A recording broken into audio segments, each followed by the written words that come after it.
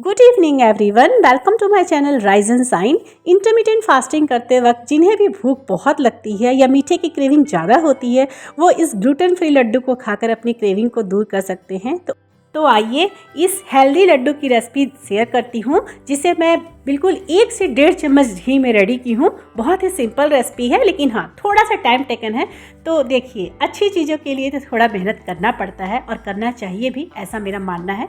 तो चलिए मैं लड्डू की रेसिपी दिखाऊंगी और साथ ही साथ जो इसमें इंग्रेडिएंट्स यूज़ की हूँ, मेन इंग्रेडिएंट्स मतलब अलसी और रागी, उनके बारे में थोड़ा बहुत जो मुझे जानकारी है वो मैं बताते भी जाऊँगी साथ में। तो यहाँ पे मैं कढ़ाई बैठाई हूँ और जब कढ़ाई अच्छे से गर्म हो गया है तो अलसी डाली हूँ, जिसे फ्लैक्सीड भी बोला जाता है, और उसे डाल के अच्छी तरह से इसमें रोस्ट करना है तब तक जब तक कि उसमें क्रैकर्स की आवाज़ ना आने लगे। अपने आप जब अलसी भून जाएगी ना, तो उसका जो सुगंध होता है वो अलग ही आने लगता है, मतलब भूनने जैसा लगता है, सोना सोना सुगंध आने लगता है। और उसके बाद ना उसमें क्रैकर्स के भी आवाज़ आने लगते हैं। तो समझ जाइए कि अलसी बिल्कुल अच्छी तरीके से भून गया है। और उसके बाद मैं इसमें डाली हूँ सफ़ेद तिल, और सफ़ेद तिल को भी ऐसे ही बिना किसी ऑयल या घी के सिर्फ कढ़ाई में रोस्ट करना है, इसे भी थोड़े देर। और इन सब चीज़ों को चलाते वक्त ये ध्यान रखना है ना कि हम किचन से या कढ़ाई से दूर ना जाएं, मीन्स इसे हल्के आंच पर लगातार चलाते हुए भूनना है।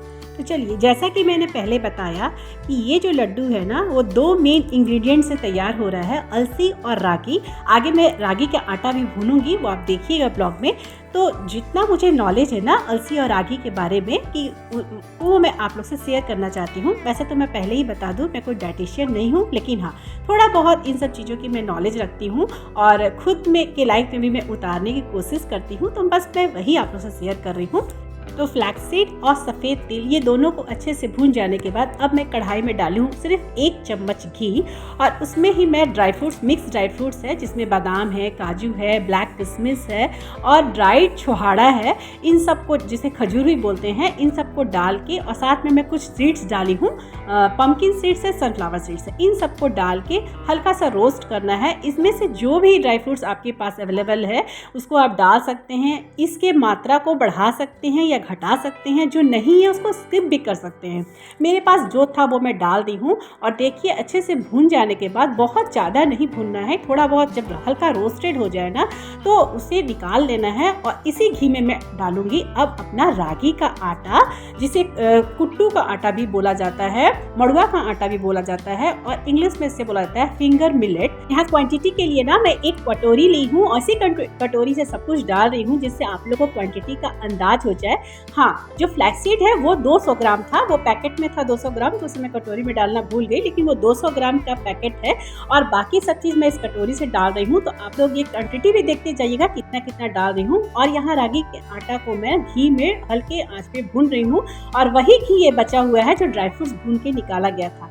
कहने का मेरा मतलब ये है कि अगर इसमें आप घी डालना चाहें तो और डाल सकते हैं, लेकिन मैं इसे थोड़ा और हेल्दी बनाने की कोशिश कर रही हूँ। और ऑलरेडी ड्राई फ्रूट्स में बहुत फैट्स होते हैं, तो मैं और ज़्यादा घी नहीं डालना चाहती थी, क्योंकि इसे ना मैं फैमिली मेम्बर के साथ साथ खुद भी कंज्यूम करूँगी, मतलब खुद भी लूँगी। और अभी चूँकि मैं इंटरमिटेंट फास्टिंग में हूँ, तो मैं बहुत ज़्यादा फैट नहीं ले सकती हूँ, तो इसीलिए ना थोड़ा इस बात को ध्यान रखी हूँ और घी कम ही डाली हूँ। आप लोग चाहें तो और घी डाल सकते हैं, लेकिन मैं यहाँ बहुत ही कम घी में बना रही हूँ, बिल्कुल 1 से 1.5 चम्मच घी लगा होगा, उससे भी ज़्यादा नहीं। तो अब तक तो मैंने सिर्फ 1 चम्मच घी लगाया है। और देखिए, बिल्कुल कम आंच पे लगातार चलाते हुए रागी का जो आटा है मेरा, वो भून के अच्छी तरह से तैयार हो गया है। अलसी और रागी दोनों में भरपूर मात्रा में न्यूट्रिएंट्स होते हैं, और ये जो है ना ग्लूटेन फ्री भी होता है। तो इसे ना वो लोग भी खा सकते हैं जो अपने वजन को कम कर रहे हैं। अच्छा, मुझे कुछ दिन ना पहले एक मैसेज आया था कि पीरियड्स की प्रॉब्लम है, उन्हें डाइट करते हुए पीरियड्स की प्रॉब्लम है, पीरियड इनरेगुलर है, तो जिन्हें भी पीरियड की प्रॉब्लम है वो लड्डू जरूर खाएं, लेकिन हाँ, क्वांटिटी एक ही रखें, ज़्यादा नहीं, क्योंकि इसे बहुत ज़्यादा खाने से ना फिर वेट गेन भी होने लगेगा, क्योंकि काफ़ी ड्राई फ्रूट्स इसमें मिला हुआ है ना। तो थोड़ा सा क्वांटिटी और उसके पोर्शन पर ध्यान रखना चाहिए। और आप जब इसे यूज़ कीजिएगा ना, तो आपको खुद ही इसमें धीरे धीरे आपको बेनिफिट दिखने लगेगा। जिन्हें भी भी बाल झड़ने का प्रॉब्लम हो, खून की कमी हो, वो सब भी इन्हें यूज़ कर सकते हैं क्योंकि इसमें भरपूर मात्रा में आयरन और कैल्शियम भी होती है। कमजोरी और थकावट को भी दूर करने में ये बहुत अधिक हेल्पफुल है।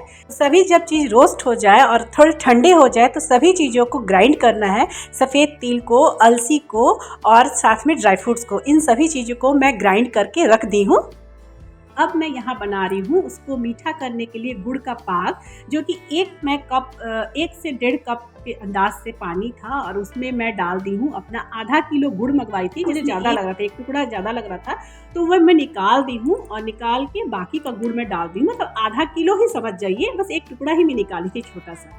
और निकाल के इसने ना बस केवल 1 उबाल आने तक ही पकाना है, बहुत ज़्यादा नहीं पकाना है। और 1 उबाल आने के बाद मैं गैस बंद कर दी थी और ऊपर में ना जो झाग जैसा हो जाता है जब गुड़ उबालते हैं ना हम लोग, तो उसे निकाल लेनी चाहिए, तो वहाँ मैं वही निकाल रही थी।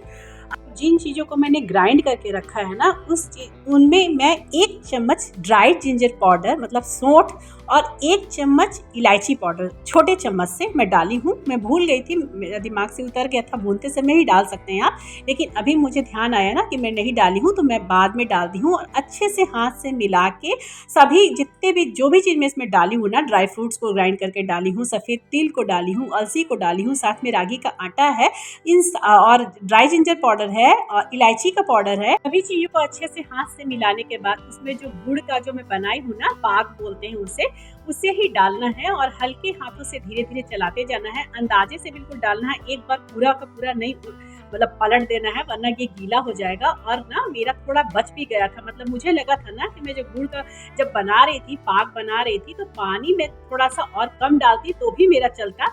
यहाँ 1 कप पानी से भी हो सकता था, लेकिन पानी ना डालते समय ही मुझे लग गया कि मैं थोड़ा सा पानी ज़्यादा डाल दी हूँ।